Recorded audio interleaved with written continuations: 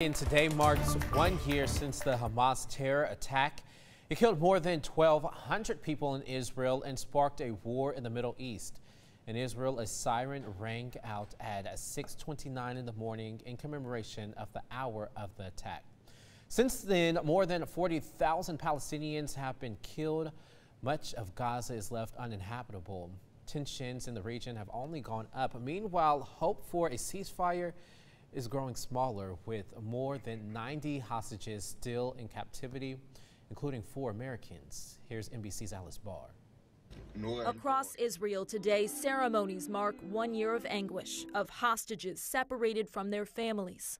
We're missing so much. Of Palestinians living through unbearable conditions, more than 40,000 dead, according to the Gaza Health Ministry.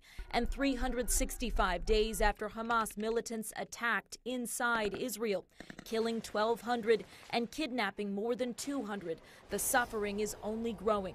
Israel now battling Hezbollah militants in Lebanon and vowing retaliation against Iranian missile strikes. Prime Minister Benjamin Netanyahu not backing down. Israel has both the duty and the right to defend itself. That's despite growing criticism, including from the U.S., about the devastating toll on civilians and the fear of an all-out regional war.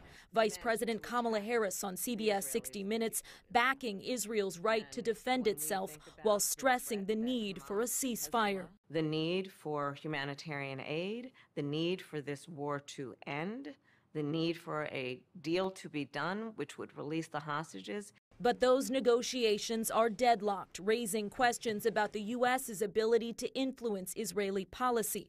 President Biden sharpening his rhetoric toward Prime Minister Netanyahu. No administration has helped Israel more than I have. None. None. None. And I think Bibi should remember that. Hostage families pleading for a breakthrough. I will not allow myself to lose my hope, because if I do, who will scream for Keith? The cries of millions growing more desperate with no end in sight. With war in the Middle East looming over the presidential race, both nominees will commemorate today's anniversary. Vice President Harris set to speak here in Washington and plant a memorial tree, while former President Trump is due to address Jewish community leaders at a remembrance event at his golf course in Florida. In Washington, Alice Barr, NBC News.